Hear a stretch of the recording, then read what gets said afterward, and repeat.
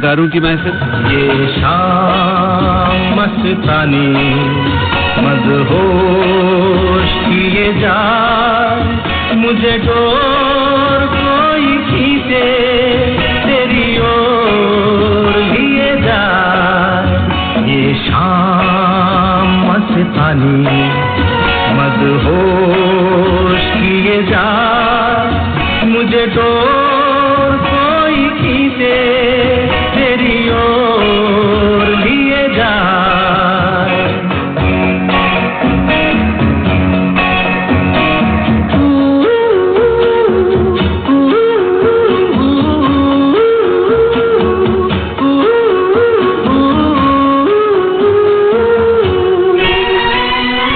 दूर रहती है तू, मेरे पास आती नहीं, होठों पे तेरे कभी प्यास आती नहीं। ऐसा लगे जैसे कि तू हंस के जहर कोई पिए जाए।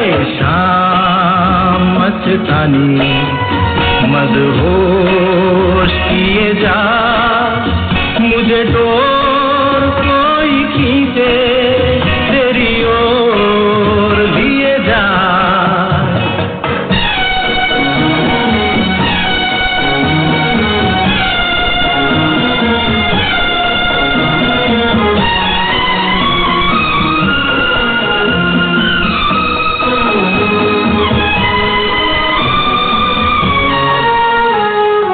बात जब मैं करूं मुझे रोक देती है क्यों, तेरी मीठी नजर मुझे टोक देती है क्यों।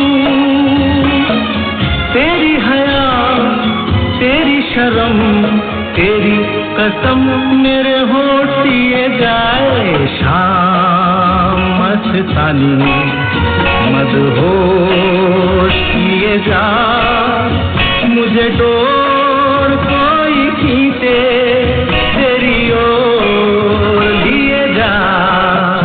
आनंद बख्शी का जन्म रावलपिंडी में हुआ था, जो अब पाकिस्तान में है। पैदाइश की तारीख थी 31 जुलाई 1930। मतलब ये कि वो मुझसे भी बड़े थे मगर लगते बिल्कुल नहीं थे। हमेशा जिंदा दिल, हंसमुख, गपशप में मस्त, पार्टियों में बड़े पॉपुलर, यारों के यार। मगर बहनों भाइयों, ये तो बहुत बाद की बातें थी। उनकी कहानी जो शुरू हुई थी रावलपिंडी से, वो फिर फैली करोड़ों शायराना आशिकों के दिलों तक। और ये कहानी बस अभी थोड़ी देर में आप तक पहुंचेगी, खुद आनंद बख्शी की ज़बानी। तब तक के लिए कीजिए थोड़ा सा इंतजार। मेहंदी लगा के रखना, डोली सजा के रखना, मेहंदी लगा के रखना, डोली सजा के रखना, लेने तुझे ओ गोरी आएंगे तेरे सजना। मेहंदी लगा के रखना, डोली सजा के रखना, ओहो ओहो।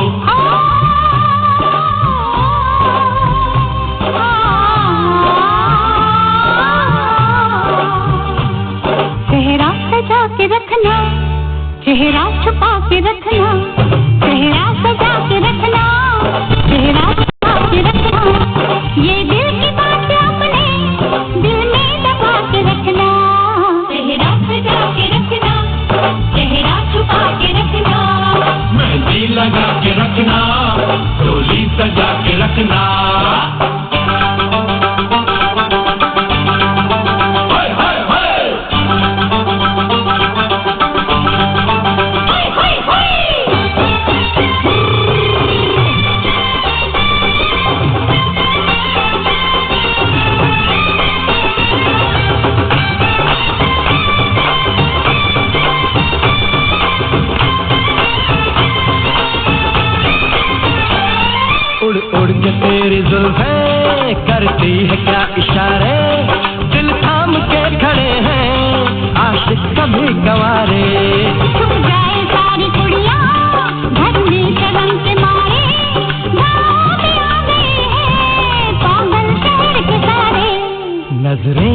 के रखना, दामन बचा के रखना, नजरें झुका के रखना, दामन बचा के रखना, लेने तुझे ओ गोरी आएंगे तेरे सजना।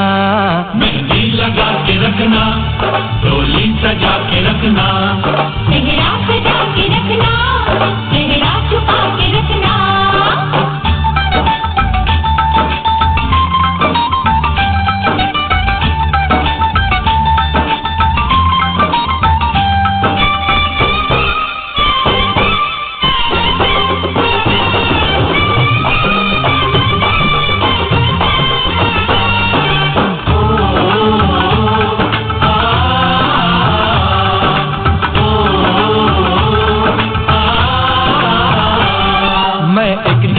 लड़का तू एक हसीन लड़की, ये दिल मचल गया तो मेरा कसूर क्या है?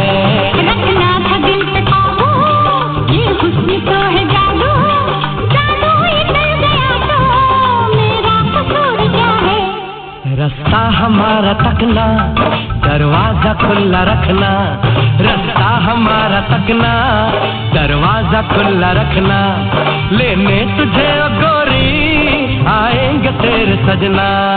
कुछ और अब न कहना, कुछ और अब न करना, कुछ और अब न कहना, कुछ और अब न करना, ये दिल की बात अपने दिल में दबा के रखना। मेहंदी लगा के रखना, डोली सजा के रखना, चेहरा सजा के रखना, चेहरा छुपा के रखना। भाई एक दिन मैं भी इसी तरह इंतजार कर रहा था अपने स्टूडियो में आनंद बख्शी साहब के आने का, और वो आए अपने खास स्टाइल से चलते हुए, आंखों से घूरते हुए और लबों से मुस्कुराते हुए। बस आकर बैठ गए माइक्रोफोन के सामने और कहा, चलिए चलिए अमीन भाई, पूछिए जो कुछ पूछना है।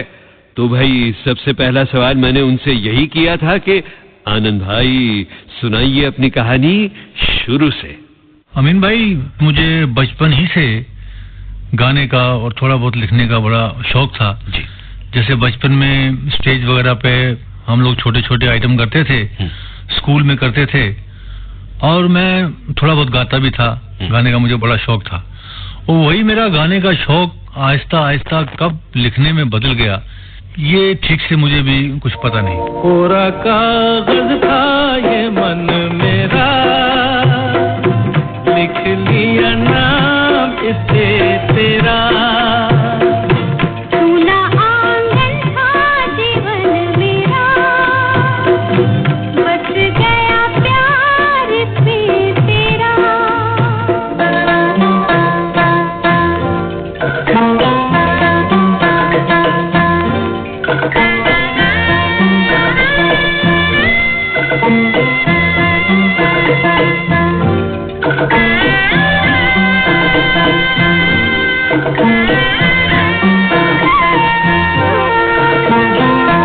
टूट न जाए सपने मैं डरता हूँ, नित दिन सपनों में देखा करता हूँ। टूट न जाए सपने मैं डरता हूँ, नित दिन सपनों में देखा करता हूँ।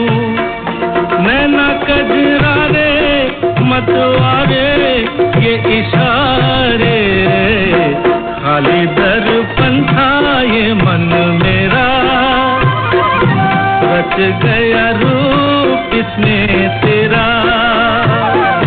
कोरा कागज था ये मन मेरा, लिख लिया नाम इससे तेरा।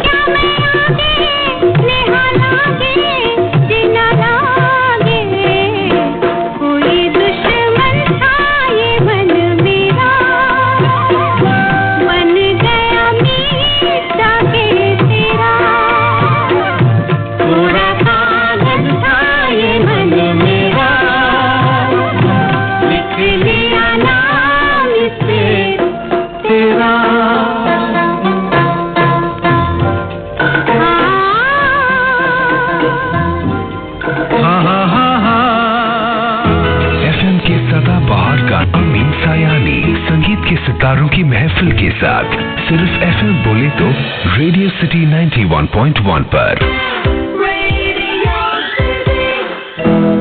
फिल्म आराधना का जो अमर गीत आपने अभी अभी सुना बहनों भाइयों, ये आनंद बख्शी के बेहतरीन गीतों में से एक है और ये गीत खूब तर्जुमानी करता है इस बात की कि आनंद बख्शी के दिल के कोरे कागज पर शायरी कुछ उस तरह फैली जैसे आशिक के दिल पर महबूब का नाम। और फिर उनके उस पुराने इंटरव्यू में आनंद बख्शी ने अपनी शायरी के पलने बढ़ने का हाल कुछ यूं सुनाया आगे। लेकिन मेरा हमेशा ऐसा ख्याल था कि मैं जब बड़ा हो जाऊंगा तो मैं बम्बई जाऊंगा और बम्बई जाकर मैं फिल्मों में या तो गीत लिखूंगा या कुछ और काम कर लूंगा, लेकिन कुछ भी कर लूंगा, मैं बम्बई जाऊंगा जरूर। मगर बख्शी साहब, मैंने सुना है कि आप गीतकार बनने से पहले फौज में थे, तो फौज में आप कितने बरस रहे? फौज में मैंने कुछ 10 बरस गुजारे हैं। अच्छा अच्छा। उन 10 बरसों के बाद नौकरी छोड़ के मैं मुंबई चला आया। अच्छा अच्छा। और जाहिर है मुझे घर आकर कुछ ना कुछ काम तो करना ही था और क्योंकि मुझे गीत लिखने का शौक था और तो मैं शौक में बॉम्बे चला आया। और बॉम्बे आकर तो मैंने देखा कि भाई ये तो बड़ा लंबा चौड़ा शहर है, अनजान बस्ती है, यहाँ तो कोई हमें जानता भी नहीं। यहाँ ना रहने की जगह, ना सोने की जगह, ना खाने का ठिकाना, ना पीने का ठिकाना जी। तो 2 महीने की बड़ी ही भाग दौड़ के बाद मैं इस फैसले पे पहुंचा जी कि भाई ये अपना काम नहीं है, बख्शी साहब यहाँ से वापस चलो वरना मारे जाओगे। खिज़ां के फूल पे आती कभी बहार नहीं, मेरे नसीब में है दोस्त तेरा प्यार नहीं, मेरे नसीब में है दोस्त तेरा प्यार नहीं। खिज़ां के फूल पे आती कभी बहार नहीं, मेरे नसीब में है दोस्त तेरा प्यार नहीं।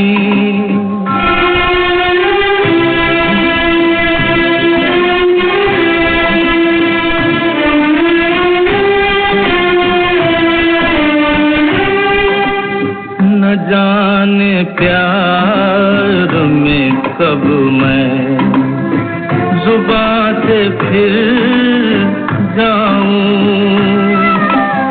मैं बन के आंसू खुद अपनी नजर से गिर जाऊं। तेरी कसम है मेरा कोई एतबार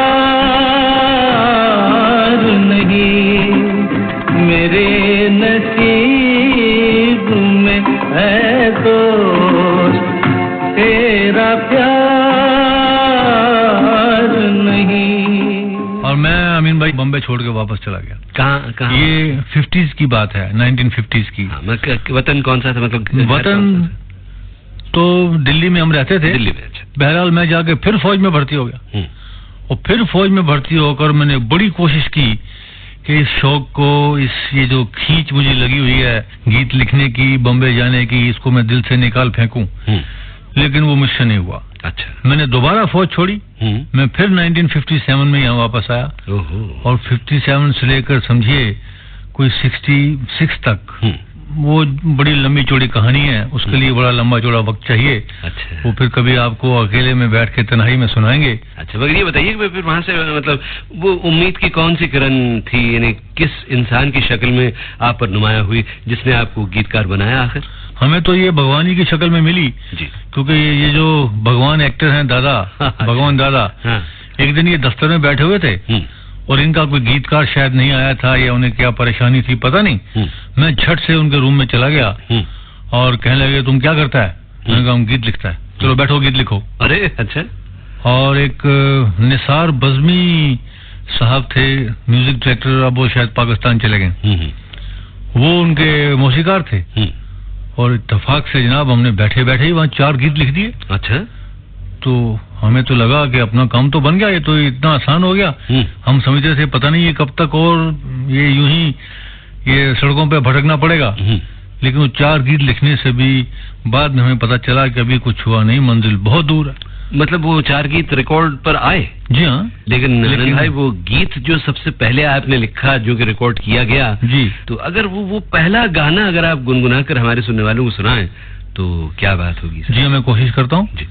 उसके बोल, धरती तेरे लिए, तू है धरती के लिए, धरती तेरे लिए, तू है धरती के लिए, धरती के लाल न कर इतना मलाल, तू नहीं है कंगाल, तेरी दौलत है तेरे हौसले, धरती तेरे लिए, तू है धरती के लिए। बस अच्छा चाहिए। तो पहला गाना था जो आनंद बख्शी साहब ने लिखा। वाह वाह। अच्छा, इस पर एक सवाल और सूझता है कि इतना अच्छा आप गा लेते हैं, इससे कई अच्छे गाने आपने खुद गाए हैं और रिकॉर्ड पर भी वो गाने आए हैं, लेकिन उसके बाद इस फील्ड को, इस कला को आपने बिल्कुल उसका गला घोंट कर क्यों रख दिया?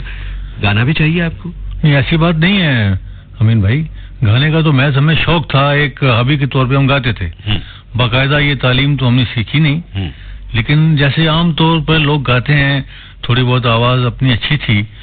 और एक दिन इत्तेफाक से लक्ष्मीकांत प्यारेलाल बैठे थे और मोहन कुमार जो अपने फिल्म प्रोड्यूसर हैं, जी जी, उनमें ये बात चली कि चलिए ये गाना, 1-2 गाने बख्शी जी से गवाते हैं। हमें भी शौक था, हमने कहा चलो बहती गंगा में हम भी नहा लें। तो जनाब खैर उन्होंने, लक्ष्मीकांत ने लता जी को फोन किया कि आपकी एक डेट चाहिए, एक डुएट रिकॉर्ड करना है। तो लता जी ने डेट दी, तो लता जी ने कहा भाई मेरे साथ कौन गा रहा है? तो लक्ष्मीकांत ने कहा कि आनंद बख्शी गा रहे हैं।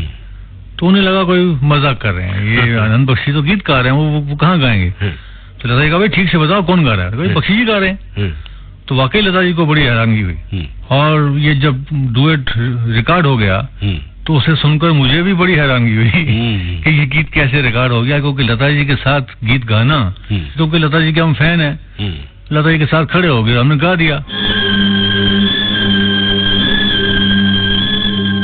बागों में बहार आई, होठों पे पुकार आई, आजा आजा आजा आजा मेरी रानी, रुत बेकरार आई, रुत बेकरार आई, डोली में सवार आई, आजा आजा आजा आजा मेरे राजा। बागों में बहार आई, होठों पे पुकार आई, आजा आजा आजा आजा मेरी रानी।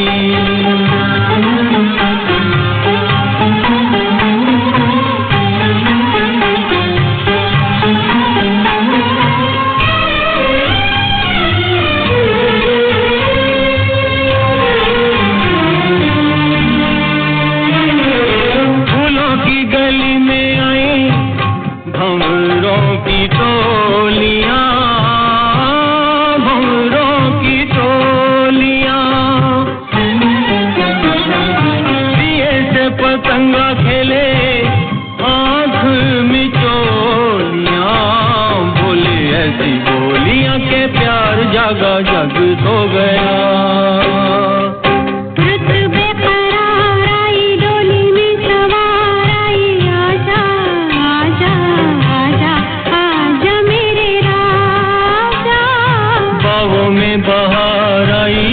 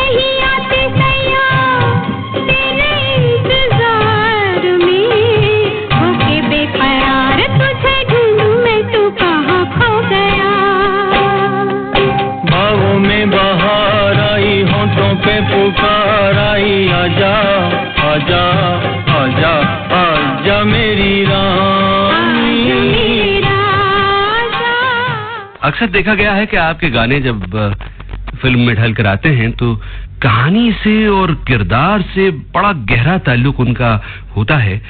यूं लगता है कि जैसे कहानी लिखने वाले ने ही गाने भी लिखे हों, इतने घुल मिल कर आते हैं। तो क्या आप कहानी में पूरी तरह डूबकर गाने लिखते हैं या आपको मौका इतना मिलता है कि पूरी कहानी सुने? जिन फिल्मों में वाकई कहानी होती है जी, उनकी कहानी में बहुत ही ध्यान से और डिटेल में सुनता हूँ, और जहाँ तक मुमकिन होता है उन्हीं कैरेक्टर्स के साथ मैं चलने की कोशिश करता हूँ। और अगर उन कैरेक्टर्स का इतना ख्याल रखा जाए, उनकी जबान का, उनके जज्बात का, उनकी पर्सनैलिटी का, तो गानों का उससे बिल्कुल मेल खा जाना ऐन कुदरती बात है। जब हम उनसे अलग जाते हैं तो वो गाना बाहर चाहे अच्छा लगे, लेकिन फिल्म के अंदर उस पर्टिकुलर सीन के अंदर वो गीत अच्छे नहीं लगते। अच्छा। तो मैं अक्सर ये कोशिश करता हूँ कि जो मेरा गीत है वो बिल्कुल कैरेक्टर के साथ ही जम जाए और ऐसा लगे कि ये वाकई लिखा भी उसी ने है और गाया भी उसी ने। पहली बार मिलाता है यही, सीने में फिर आग लगाता है, धीरे धीरे प्यार सिखाता है यही, हंसाता है यही रुलाता है। दिल तो पागल है, दिल दीवाना है, दिल तो पागल है, दिल दीवाना है। सारी रात जगाता है यही, अखियों से नींद चुराता है, सच्चे झूठे ख्वाब दिखाता है यही, हंसाता है यही रुलाता है। दिल तो पागल है, दिल दीवाना है, दिल तो पागल है, दिल दीवाना है।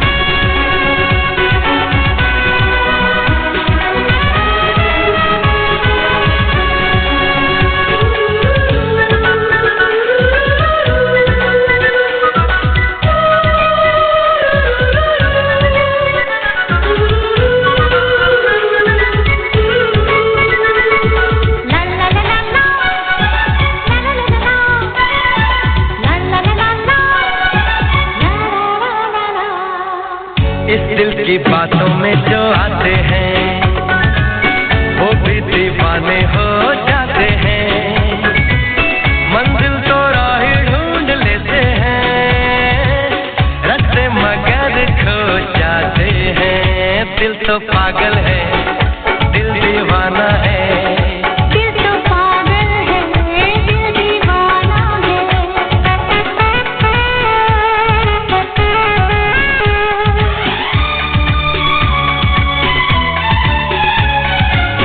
सूरत से मैं न पहचानूंगी, नाम से भी न उसको जानूंगी, देखूंगी कुछ ना मैं सोचूंगी, दिल जो कहेगा वही मानूंगी। दिल तो पागल है, दिल दीवाना है। हाँ ये पागल है, हाँ दीवाना है। और आनंद भाई, क्या आप किसी ऐसे गीत की मिसाल भी दे पाएंगे जो कहानी के किरदार से मेल नहीं खाया, हालांकि गीत बजाते खुद अच्छा था? मिलन ही में एक गीत लिखा था हमने, आज दिल पे कोई जोर चलता नहीं, मुस्कुराने लगे थे मगर रो पड़े। अब ये गीत जो था इस कैरेक्टर की जबान से अलग हो गया था। वो बिल्कुल देहाती टाइप की लड़की, अनपढ़ जाहिल टाइप की लड़की, वो सीधी सादी देहाती जबान में अगर गीत गाती तो वो चलता भी और फिल्म में अच्छा लगता। और फिल्म वालों को पहले ही शो में से काटना पड़ा। और अब इसी तरह आप देखिए, जैसे हमने एक गीत लिखा, फिल्म थी अमर प्रेम। अच्छा। अमर प्रेम का ये गीत चिंगारी कोई भड़के, अब ये गीत जो था ये फिल्म में बिल्कुल कहानी का हिस्सा भी लगता था और ये गीत पॉपुलर भी हुआ और ये फिल्म भी बहुत चली। चिंगारी कोई भड़के तो सावन उसे बुझाए, सावन जो अगन लगाए उसे कौन बुझाए, हो उसे कौन बुझाए।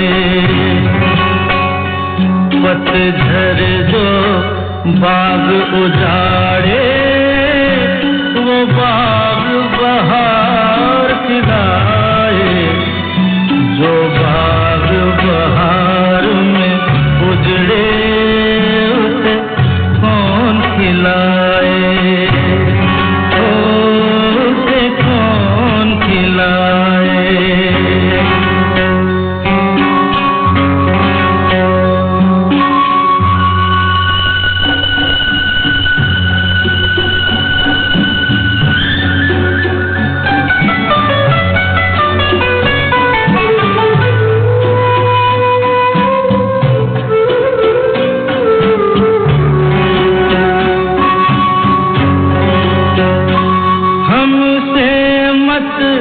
पूछो कैसे मंदिर टूटा सपनों का, हमसे मत पूछो कैसे मंदिर टूटा सपनों का। लोगों की बात नहीं है ये किस्सा है अपनों का। कोई दुश्मन खेत लगाए तो मीत दिया बहलाए, मनमीत जो घाव लगाए उसे कौन मिटाए।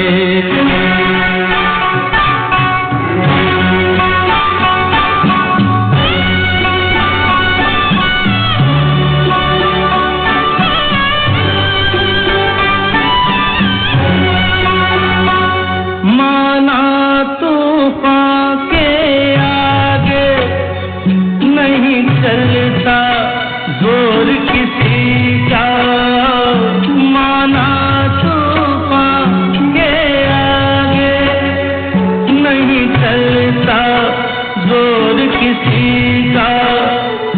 मौजों का दोष नहीं है ये दोष है और किसी का।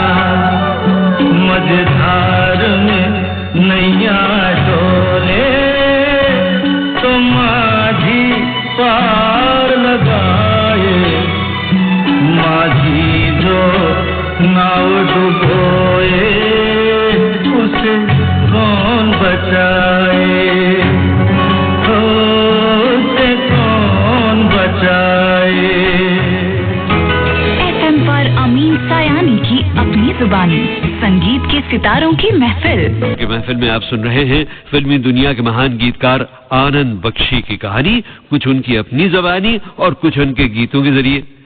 अब बहनों भाइयों, यहाँ आगे बढ़ने से पहले मैं एक मुख्तसर सा जिक्र बख्शी साहब की जीवन कहानी के अंत के बारे में कर दूं। मार्च सन 2002 की शुरू होते होते आनंद बख्शी की तबीयत बहुत ज्यादा बिगड़ने लग गई और उन्हें अस्पताल ले जाया गया। और उसी महीने के आखिर में 30 मार्च 2002 को 72 साल की उम्र में आनंद बख्शी साहब का देहांत हो गया और फिल्म संगीत के रोमांस की चांदनी जो थी वो जरा मान सी पड़ने लगी। कहते हैं कि बख्शी साहब के चले जाने के कुछ ही अरसे बाद लता मंगेशकर ने कहा था, मैंने जितने गीत बख्शी साहब के लिखे हुए गाए उतने शायद ही किसी और के गाए होंगे। उनके कई गीत तो मेरे दिल की गहराइयों में बसे हुए हैं। शीशा हो या दिल हो, शीशा हो या दिल हो, आखिर टूट जाता है, टूट जाता है, टूट जाता है, टूट जाता है। लब तक आते आते हाथों से सागर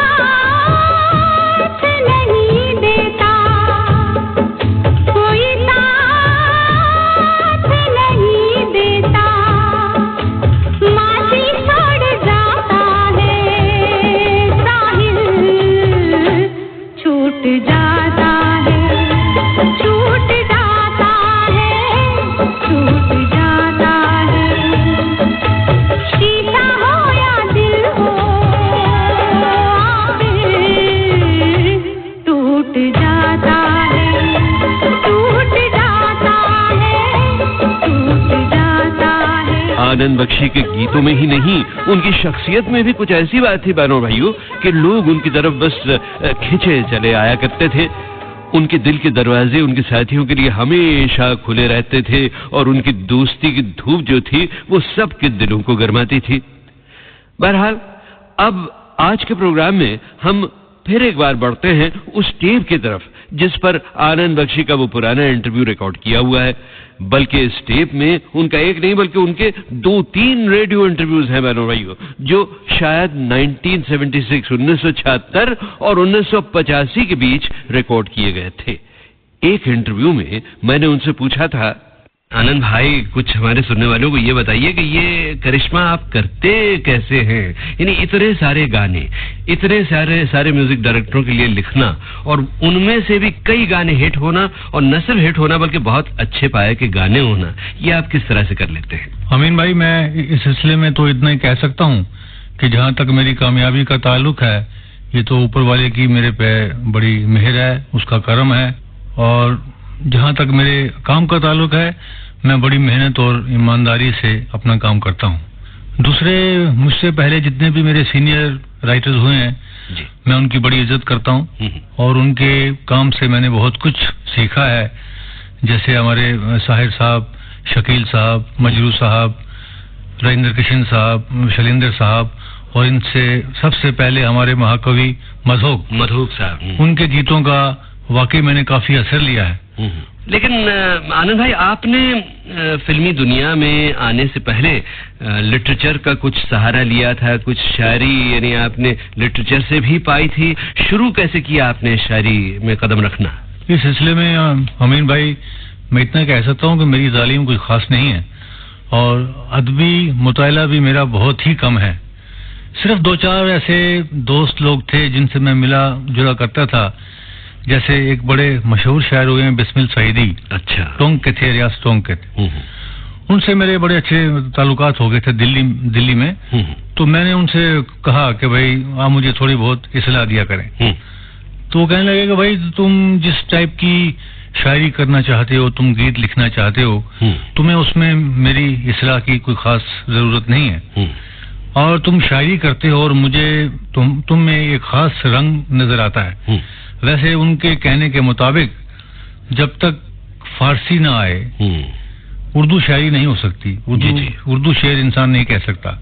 लेकिन उन्होंने मुझे ये एक बड़ा खासा अच्छा कॉम्प्लीमेंट दिया था कि गो तुम्हें फारसी नहीं आती लेकिन तुम्हारे मिजाज में, तुम्हारी तबीयत में फारसी है। अच्छा।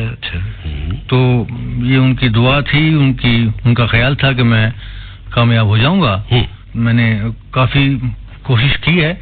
ये तो मैं नहीं कहता कि मैं बहुत कामयाब हो गया हूँ, ये कामयाबी की तो कोई मंजिल नहीं, कोई लिमिट नहीं, लेकिन मेरा ऐसा ख्याल है कि मैंने थोड़ा बहुत कहीं ना कहीं कोई मकाम बनाया है।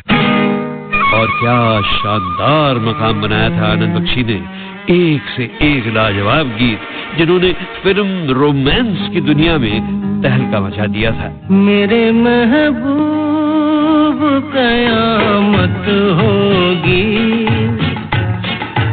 आज रुसवा तेरी गलियों में मोहब्बत होगी। मेरी नजरें तो गिला करती हैं तेरे दिल को भी सनम तुझसे शिकायत होगी। मेरे महबूब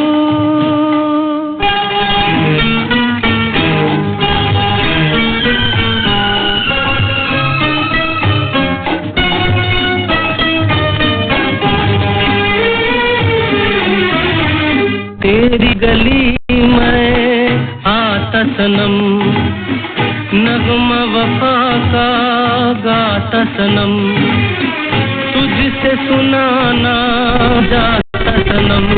फिर आज इधर आया हूँ मगर ये कहने मैं दीवाना, खत्म बस आज ये वहशत होगी। आज रुसवा तेरी गलियों में मोहब्बत खुश होगी मेरे महबूब।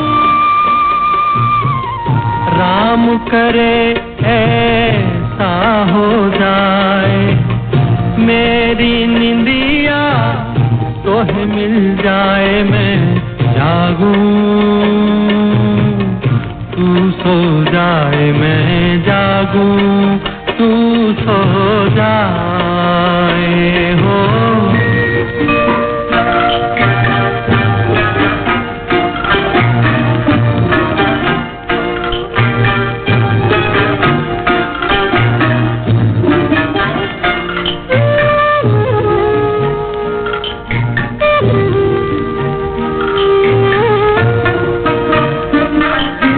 गुजर जाए सुख से तेरी दुख भरी रतियां, बदल लूं मैं तो से अखियां।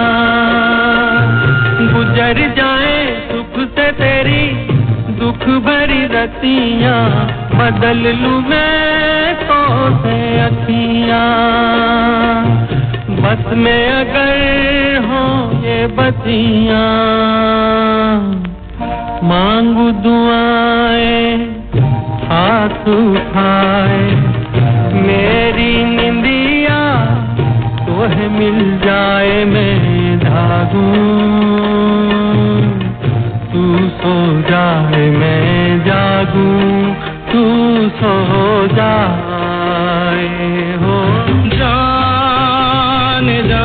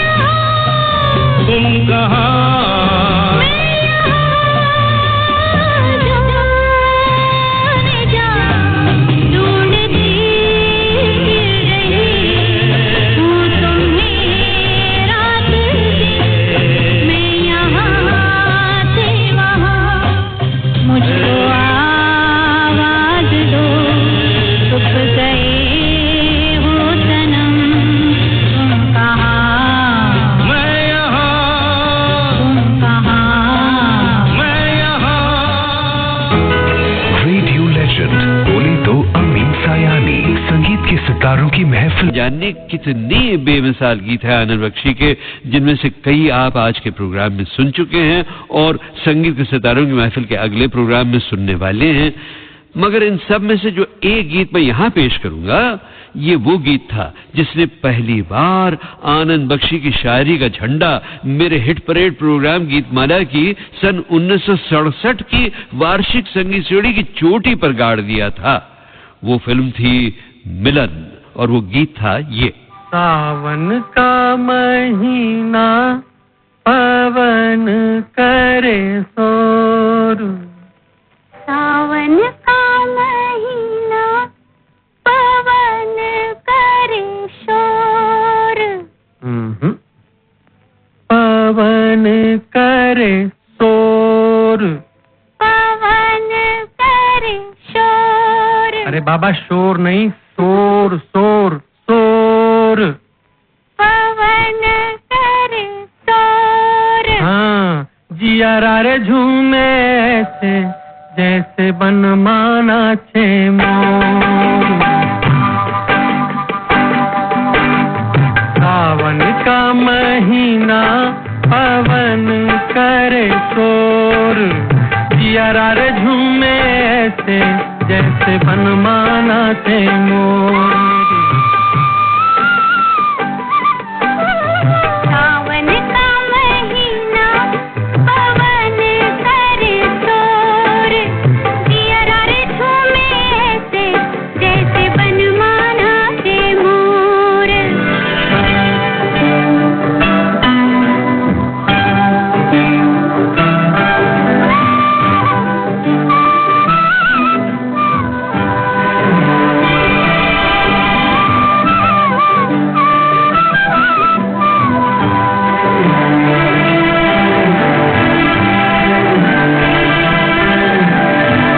राम गजब ढाए ये पुरवैया, नैया संभालो किस खोए हो खिवैया।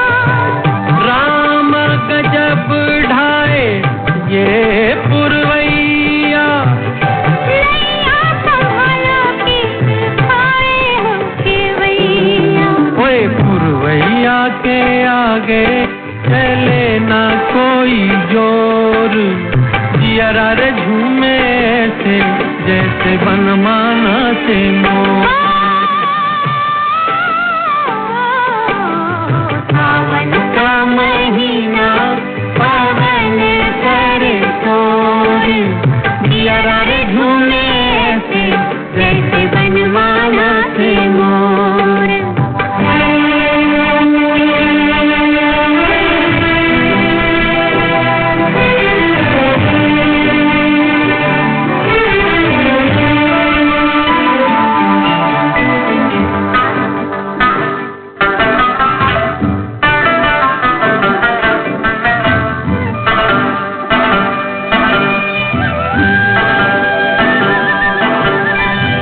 मौजवा करे क्या जाने हम कोई तारा, जाना कहाँ है पूछे नदिया की धारा। मौजवा करे क्या जाने हम कोई तारा। जाना कहाँ है पूछे नदिया की धारा। मर्जी है तुम्हारी ले जाओ जिस ओर, जिया रे झूमे ऐसे जैसे बनमाना से मोर। सावन का महीना पवन करे शोर, जिया रे झूमे ऐसे जैसे बनमाना से मोर। अच्छा दोस्तों, मैंने आपको आज जितने भी इंटरव्यू के हिस्से सुनवाए ना, वो आनंद बख्शी के रेडियो इंटरव्यू से लिए हुए थे, लेकिन एक इंटरव्यू मैंने उनका लिया था टेलीविजन के लिए। जब 1994 में हमने रेडियो हिट परेड गीतमाला की 42वीं सालगिरह टीवी पर बनाई थी। आज मैं वो इंटरव्यू भी आपको सुनाना चाहूंगा। अगर ये टेलीविजन होता तो आपको इंटरव्यू दिखा भी देता, मगर कोई बात नहीं बहनों भाइयों, रेडियो तो वैसे भी मन की आंखों से देखने की चीज है ना, हैं? तो देखिए आनंद बख्शी ने क्या कहा था उस टीवी के इंटरव्यू में अपनी पहली कामयाबियों के बारे में। ये 1960 में एक बार मैं राज कपूर साहब से मिलने गया उनके स्टूडियो में। तो मेरे पास एक अपना खत था मिस्टर सुनील दत्त का। तो राज साहब से मिलने से पहले मैं उनके सेक्रेटरी से मिला, मिस्टर हिरन खेड़ा। उन्होंने मुझसे कुछ ऐसे ही रस्मी तौर पर 2-4 गीत सुने और वो कहने लगे, देखो भाई राज साहब तो तुमसे पता नहीं गीत लिखवाएंगे या नहीं लिखवाएंगे, लेकिन अगर जिंदगी में कभी मैं फिल्म प्रोड्यूसर बन गया तो मैं तुमसे गीत जरूर लिखवाऊंगा। और इत्तेफाक ऐसा हुआ, कुछ ऊपर वाले की नजर ऐसी हुई कि उन्हीं दिनों में किसी शख्स ने उन्हें बहुत सारे पैसे दे दिए, फाइनेंस कर दिया कि भाई तुम एक फिल्म बनाओ। और उस शख्स ने अपना वादा पूरा किया और वो फिल्म थी मेहंदी लगी मेरे हाथ।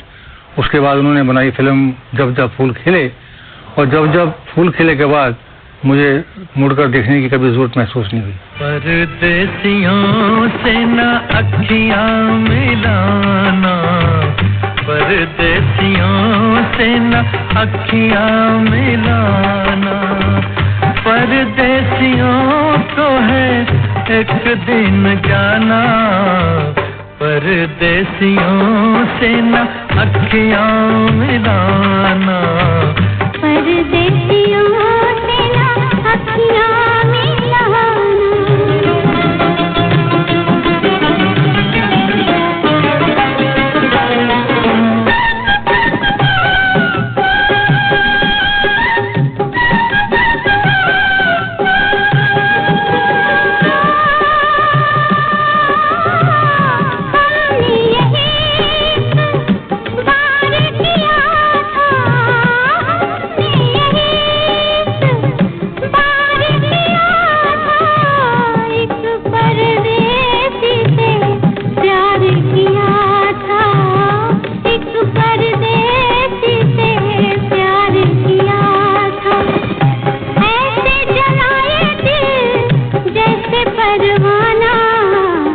परदेसियों से न अखियां मिलाना, परदेसियों से न अखियां मिलाना।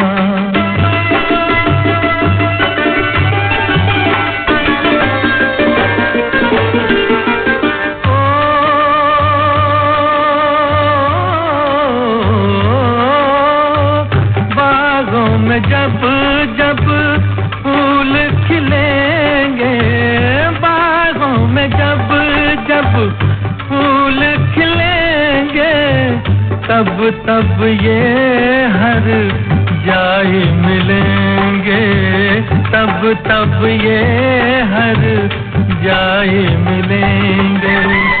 गुजरेगा कैसे पतझड़ का जमाना, परदेसियों से न अखियां मिलाना, परदेसियों से न अखियां मिलाना, परदेसियों को है एक दिन जाना, परदेसियों से न अखियां मिलाना, परदेसियों से न अखियां मिलाना। तो बहनों और भाइयों, बस यहीं पर खत्म होता है आनंद बख्शी की शायराना कहानी का पहला हिस्सा। अब आनंद बख्शी के कदरदान तो यही सोच रहे होंगे कि भाई क्यों ये हिस्सा यहीं पर खत्म हो गया, अभी तो इसमें और भी बहुत कुछ आना चाहिए। तो इसके जवाब में देखिए संगीत के सितारों की महफिल आपसे क्या कह रही है। नहीं नहीं अभी नहीं, अभी करो इंतजार, नहीं नहीं कभी नहीं, मैं हूँ बेकरार।